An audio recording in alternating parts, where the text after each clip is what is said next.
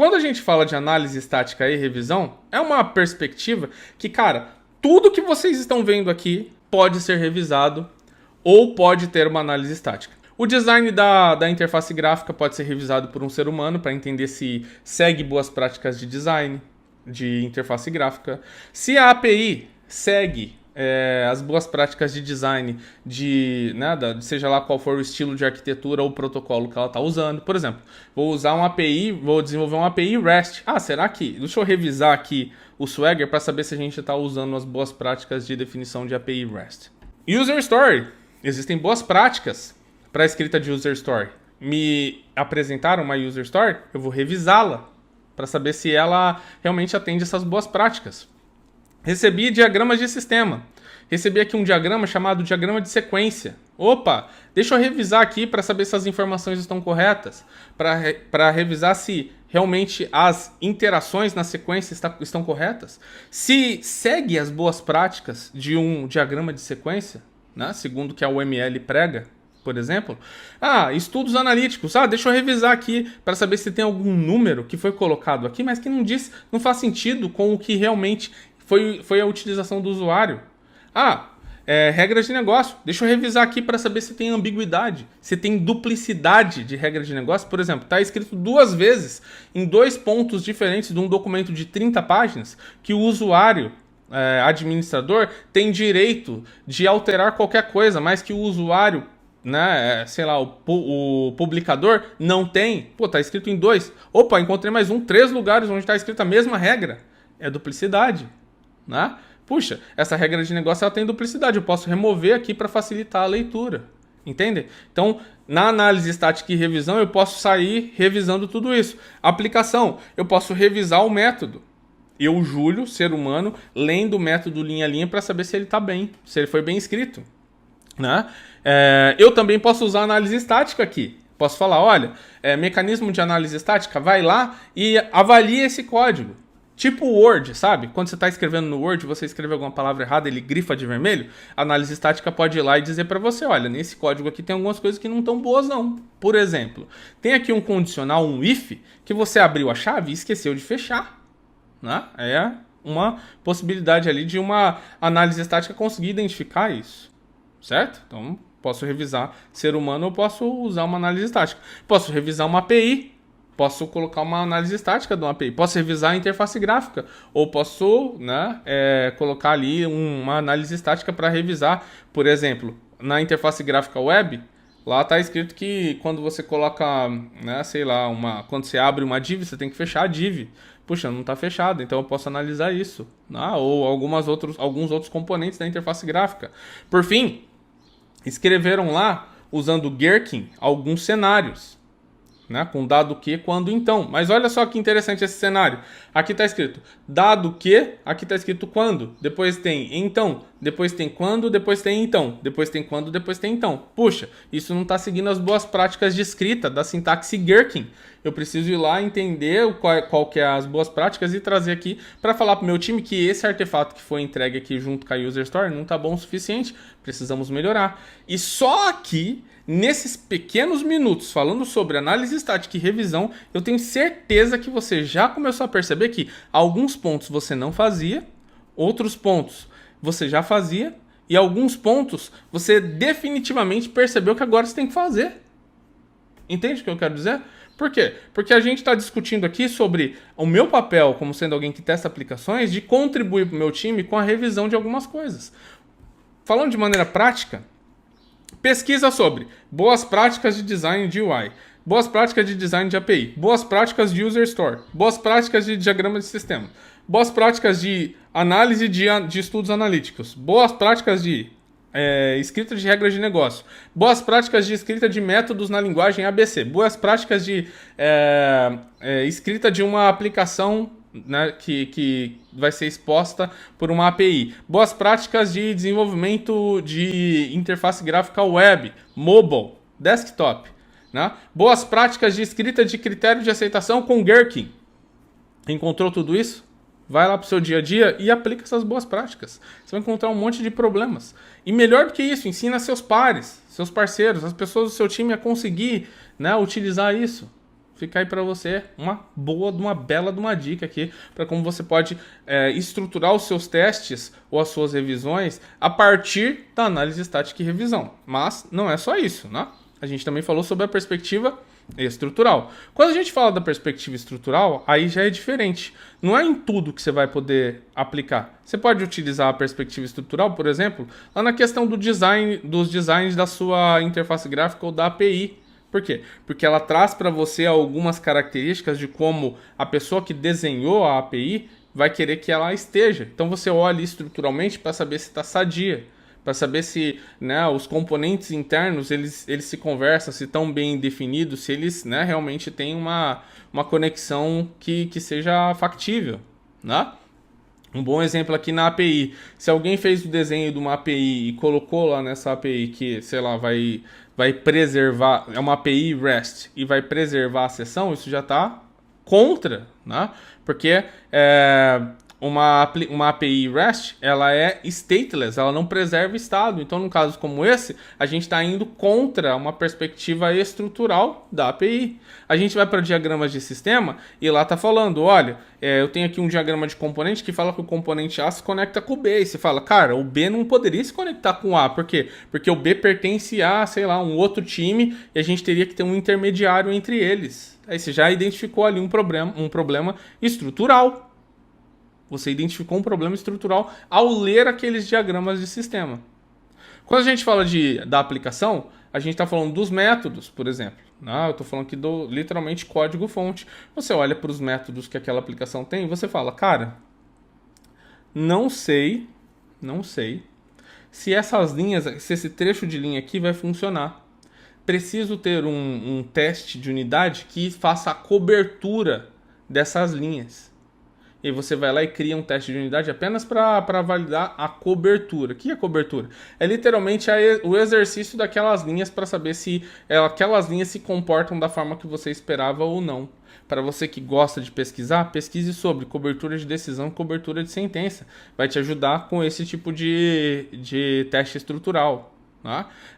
Estou agora analisando a estrutura de uma API, aí eu vou novamente cair naquele mesmo fundamento de olhar para a API já construída e saber como é que ela se comunica com o mundo, como é que ela está exposta, se ela foi exposta da melhor forma possível.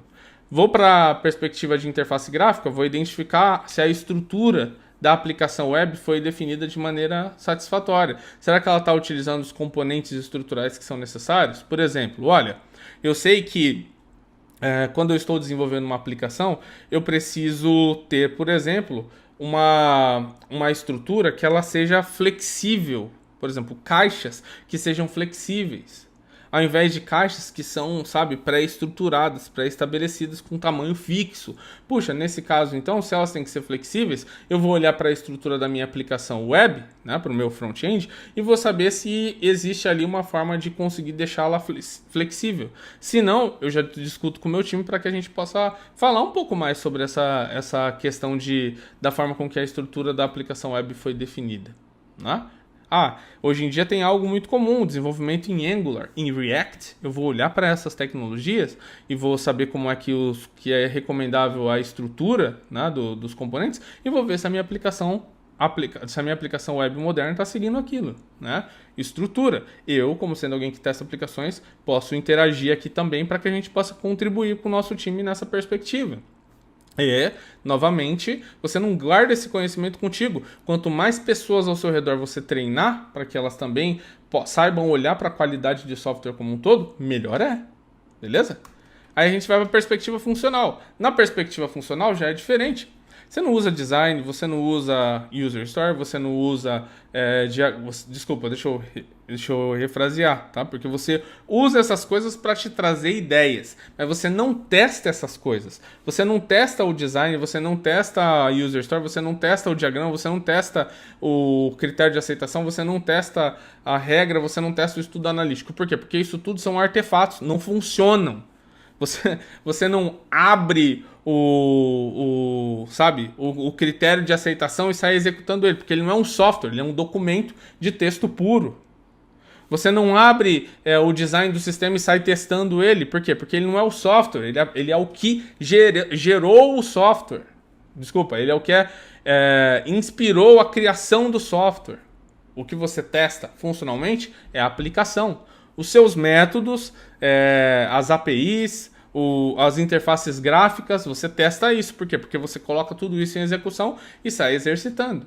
Mas, Júlio, como que eu testo isso? Você identifica o que testar com base em técnicas ou na sua experiência ou em riscos, né? Tem diversas formas. Ou em técnicas de identificação do que testar com base em código. Então, se você quer se aprofundar mais em como fazer isso, pesquisa mais sobre esses temas, como identificar o que testar, técnicas de design de casos de teste, por exemplo, né? Test Design Techniques. Procura sobre isso, você vai encontrar. Né? Tem diversos livros. Lee Copeland mesmo escreveu um livro sobre como você conseguir identificar o que testar através de técnicas de design de testes. Uma boa pedida. Aqui dentro do meu canal no YouTube, você consegue encontrar um vídeo onde eu falo sobre como usar, por exemplo, partição de equivalência. O guia definitivo para como usar partição de equivalência, que é uma técnica de design de testes que você pode usar para dizer o que você testaria dentro de uma aplicação. É um bom exemplo de um funcional. Beleza? Então, fica aí para você essa dica da perspectiva funcional. E a gente vai agora para a última, que é a perspectiva não funcional. Que é quando eu estou olhando para aquelas outras 7 características de qualidade de software da ISO 25010 para identificar o que eu posso testar. Então, com aquelas características de qualidade de software, você pode, por exemplo, pegar o design da interface gráfica e testar, já só pelo design, a sua acessibilidade, a sua usabilidade. Você pode pegar a API e testar a sua manutenibilidade, por exemplo. Ou a facilidade de compreensão das informações que foram definidas dentro do seu design da API. Você pode olhar para a User Story e pegar informações dela sobre, por exemplo, a velocidade, a segurança, para que você possa testar a sua aplicação, né? E entender quais são as características que precisam ser avaliadas nela. Você pode pegar os diagramas do sistema, por exemplo, para conseguir identificar de dentro deles quais são características relacionadas à compatibilidade, que é uma característica de qualidade de software, que é não funcional, quanto à segurança, para você poder identificar vulnerabilidades lá dentro, quanto à performance, para você identificar como é que foi posicionado os servidores na infraestrutura daquela determinada aplicação, daquele determinado sistema que vai ser construído. Quando a gente fala de estudos analíticos, é você entender qual é o seu usuário, a persona dele, conseguir extrair dali informações como, por exemplo, que vão, por exemplo, ajudar você a entender se grande parte do seu público, né, são pessoas que não têm muito contato com tecnologia, para que você use mais a questão da usabilidade para contribuir com esses usuários, né, para melhorar a usabilidade do software, ou a própria aplicação, para você literalmente rodar os testes que vão analisar se ela responde rápido quando ela tem muitos usuários utilizando ela, se ela é segura, se ela não tem vulnerabilidades, se ela é confiável, e assim sucessivamente. 4 perspectivas. Né? Vamos voltar aqui para que você possa ver. Análise estática e revisão, perspectiva estrutural, funcional e não funcional. Tudo isso para testar o quê? Para testar a sua User Story. Olha que legal. Né? Se antes você tinha a User Story, você achava que bastava você simplesmente pegar o dado que quando então ia executar os seus testes que estava tudo bem, agora você percebe que não. Você tem um monte de outras características a serem utilizadas aqui para que você possa avaliar aquela determinada User Story. Júlio, não tenho tempo nem para rodar um teste comum. Quem dirá para fazer tudo isso daqui? Ajuda o seu time a entender quais são as características de qualidade a serem utilizadas. Trabalha junto com seus gestores para que você possa demonstrar a eles o quanto você pode contribuir. Trabalha junto com as pessoas para elas entenderem e serem motivadas pelo que é a qualidade. Características que vão ajudar você a conseguir trazer essas pessoas para mais perto da qualidade. Talvez você fale assim, Júlio, olha, é o seguinte, hoje eu não consigo fazer análise estática e revisão de nada disso. Ah, na verdade eu consigo sim. Eu conseguiria, por exemplo, fazer review do design de UI. Começa agora a fazer isso. E depois vai evoluindo de pouquinho em pouquinho. Isso vai ajudar com que você consiga, de pouco a pouco, trazer benefícios para o seu time. Entende? Júlio, quais são os benefícios que eu vou alcançar se eu conseguir começar a implementar essa abordagem que você acabou de me mostrar? Bom, você vai ter uma visão mais estruturada de como pensar o que testar. Isso já é grande. Isso já é lindo. Sabe por quê? Porque você mostra para as pessoas que qualidade não é simplesmente cliques aleatórios, que tem ciência por detrás disso. Isso é lindo, isso é perfeito. Por quê? Mostra que o seu papel não é um papel qualquer. Não é qualquer pessoa que pode testar. A pessoa tem que ter uma noção mais clara de qualidade. Quer ver um segundo ponto muito bom, que vem como benefício? Aumentar a probabilidade de você ser eficiente e eficaz nos seus testes. Você deve ter diversos momentos em que você pensou, cara, não tenho certeza se eu estou testando tudo que eu precisava. Agora você vai ter uma possibilidade de conseguir maximizar a eficiência e eficácia, você vai ter mais tranquilidade nas suas decisões. Júlio, só esse vídeo me basta? Só com esse vídeo aqui eu já consegui conquistar o mundo? Não. Esse vídeo te mostra algumas das perspectivas que você pode usar ao avaliar uma user story, mas definitivamente ele não te traz tudo que você precisa. Nem teria. Ó, 50 minutos que eu tô aqui falando com você. Você precisa mais, precisa buscar mais, precisa estudar mais, precisa, sabe, procurar mais, né? Precisa buscar. Então, a ideia é que você aqui por esse vídeo consiga já ter um despertar para algo que vai ajudar você na sua carreira. Espero que você tenha curtido esse vídeo. Se você gostou, não esquece de clicar no botão curtir, de comentar aqui se você tiver alguma dúvida, algum ponto. Se inscrever no canal, claro, para você conseguir continuar recebendo aqui, né, esses conteúdos para você gratuitamente. E me seguir nas demais redes sociais também. Estou no Instagram, no Júlio de Limas Insta. Estou em diversas outras redes. Mas entra no Insta, esteja aqui no YouTube. Você já vai ser alimentado aí com muito conteúdo bacana. Se você quer baixar esse PDF que eu usei hoje, vai lá no meu canal no Telegram. t.me/Julio de Limas, com S no final. E lá você vai poder baixar esse PDF também. Um abraço e a gente se vê no próximo vídeo. Tchau, tchau.